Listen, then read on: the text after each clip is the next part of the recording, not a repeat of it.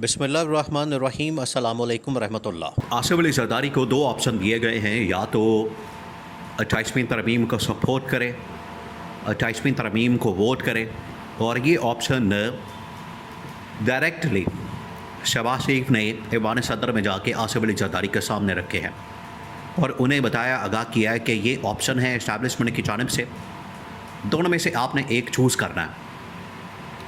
पहला ऑप्शन ये है कि आपने 28वीं तरमीम को सपोर्ट करना है, 28वीं तरमीम के हक़ में वोट देना है, जो कि बजट के बाद आ रही है या बजट के करीब आ रही है। तो इसके ऊपर आसिफ अली जरदारी की जानिब से कोई ख़ास रद्द अमल नहीं दिया गया, जिससे बिल्कुल वाज़ेह होता है कि आसिफ अली जरदारी इसमें सपोर्ट करने के लिए दिलचस्पी नहीं रखता और बिल्कुल इनकारी है कि 28वीं तरमीम को सपोर्ट किया जाए, क्योंकि 28वीं तरमीम को सपोर्ट करने का मतलब ये है कि आप अब ख़ुद ही अपनी सियासी मौत के ऊपर दस्तखत करते हैं। दूसरी ऑप्शन ये दी गई कि या फिर आप इस्तीफ़ा दे दें, ख़ुद घर चले जाएं। तो ये आसिफ अली जरदारी के सामने दोनों ऑप्शन रखे गए। अब दोनों के ऊपर जो है आसिफ अली जरदारी ने इनकार कर दिया। उसने कहा कि ना मैं इस्तीफ़ा दूँगा, ना मैं ये 28वीं तरमीम के ऊपर आपको सपोर्ट करूँगा, जो मैंने करना था कर दिया।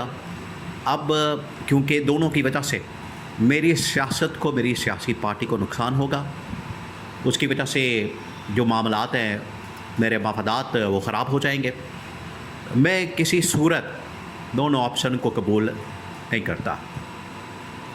ये आसिफ अली जरदारी की जानिब से इनकार की देर थी, पर उसके बाद देखिए किस तरह से तूफ़ान आ गया मुल्क के अंदर। आसिफ अली जरदारी के ख़िलाफ़ महाज खुल गया, बिलावल के ख़िलाफ़ महाज खुल गया, उनके ख़िलाफ़ पिंकी को लॉन्च कर दिया गया है, उनके ख़िलाफ़ सिंध गवर्नमेंट के अंदर बाकायदा बगावत हो सकती है। सिंध के अंदर बहुत सारी जो दूसरी जमातें हैं, GDA वगैरह, वो मैदान में आने के लिए तैयार हैं, उनको ग्रीन सिग्नल का इंतज़ार है। इसके अलावा एक और अहम तरीन ऑप्शन के ऊपर काम शुरू कर दिया गया। आसिफ अली जरदारी के पास जो इस वक्त इस्तिस्ना मौजूद है, उसको ख़त्म करने की तैयारी हो रही, और ये ऑप्शन बाकायदा तौर पर ये ऑप्शन देखें, ये ऑप्शन जो साबिक सेक्रेटरी इलेक्शन कमीशन कमर दिलशाद, जब उन्होंने इंटरव्यू दिया, उन्होंने बात की फील्ड मार्शल को यूनिफॉर्म के अंदर सदर बनाने की, आसिफ अली जरदारी को हटाने की, उनके ऊपर इस्तीफ़े के दबाव की, जब उन्होंने तमाम बातें की, उसके अंदर उन्होंने ये भी बात कही कि करप्शन के कुछ केसेस नैब की फाइलें खुल गई हैं, वो आसिफ अली जरदारी को बुलाया जाएगा। अब सवाल किया गया, एंकर ने पूछा कि उसको तो इस्तिस्ना हासिल है सदर को। उन्होंने कहा कोई मसले वाली बात नहीं, सदर का इस्तिस्ना 2 मिनटों में ख़त्म हो जाएगा। अब वो कैसे, अब आप इसको समझें। आईनी अदालत जो कि इस वक्त मुल्क के अंदर मौजूद है, वो किसके कंट्रोल में है, ये बहुत बड़ा सवाल है, और इसका जवाब पाकिस्तान के बच्चे बच्चे को पता है। वो किसके कंट्रोल में है, वो इस्टेब्लिशमेंट के कंट्रोल में है। आईनी अदालत हो जाए या फिर मौजूदा सुप्रीम कोर्ट हो जाए। वैसे तो आईनी जितने मामलात हैं इस वक्त रियासती हुकूमती, वो सारे के सारे जाते हैं आईनी अदालत के अंदर। तो आईनी अदालत इस वक्त डायरेक्टली इस्टेब्लिशमेंट के कंट्रोल में है।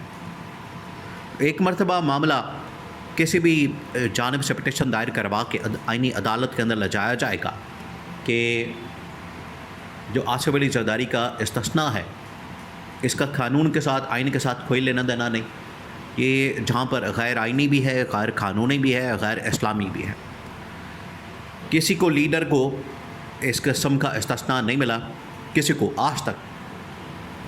और इस्लाम की अगर तारीख़ की बात की जाए, इस्लाम के हवाले दिया जाए, तो अमीरुल मोमिनीन से लेकर खुलफाए राशिदीन से लेकर खुलफाए राशिदीन से बढ़कर तो कोई नहीं। जब उन्होंने इस किस्म का इस्तिस्ना नहीं लिया और उनसे पब्लिकली ओपनली सवाल किया गया, तो आसिफ अली जरदारी तो शय ही कोई नहीं।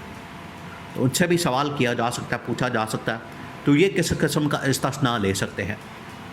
ये वो ग्राउंड है, ये वो इस हवाले से बुनियाद है जिसको प्रेजेंट किया जाएगा, और आईनी अदालत से इस्तिस्ना ख़त्म करने की बात की जाएगी, दरख्वास्त की जाएगी 2 मिनटों के अंदर ऑलरेडी, क्योंकि ये सारा मामला ही प्लान होगा, प्लान करके पटिशन दायर की जाएगी, फिर उसके बाद उनको बाकायदा एक व्हाट्सएप के ज़रिए पैगाम चला जाएगा।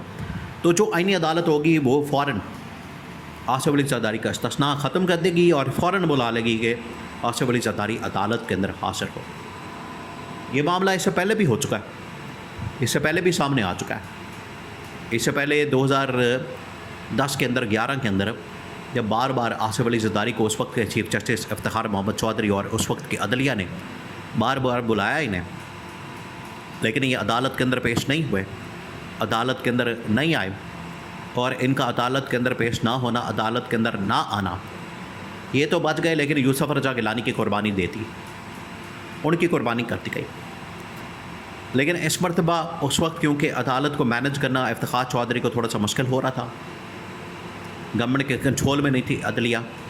इफ्तिखार चौधरी नई नई तहरीक के ज़रिए से बहाल होकर आया था, तो 2-3 साल तो उसने अपनी मर्ज़ी से वो तमाम की तमाम चीज़ें की, लेकिन बाद में अदलिया को मैनेज कर लिया गया।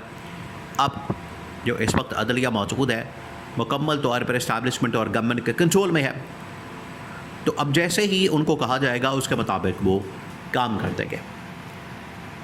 तो ये तारीख़ रकम होने जा रही है यहाँ पर एक बहुत बड़ा फ़ैसला, क्योंकि ये जो इस्तिस्ना की आड़ में, इस्तिस्ना की वजह से अपने आप को छुपाते हैं, अपने आप को बचाते हैं और एक आड़ बना लेते हैं, दीवार बना लेते हैं कि हमारे पास तो इस्तिस्ना मौजूद है, हमें कोई हाथ नहीं लगा सकता, हमें कोई छेड़ नहीं सकता, हमारे ऊपर कोई हमला नहीं कर सकता, हमें कोई पकड़ नहीं सकता, हमें कोई बुला नहीं सकता। अदालत के अंदर यही तो मसला है कि अदालत के अंदर अगर इनको बुला नहीं सकते तो फिर ये अपनी जगह पर कायम रहेंगे, अपनी जगह पर मौजूद रहेंगे। जैसे ही इस्तिस्ना ख़त्म होगा इनको अदालत के अंदर बुला लिया जाएगा और वहाँ पर इनसे सवाल जवाब किया जाएगा। और सवाल जवाब किस बात के ऊपर होगा?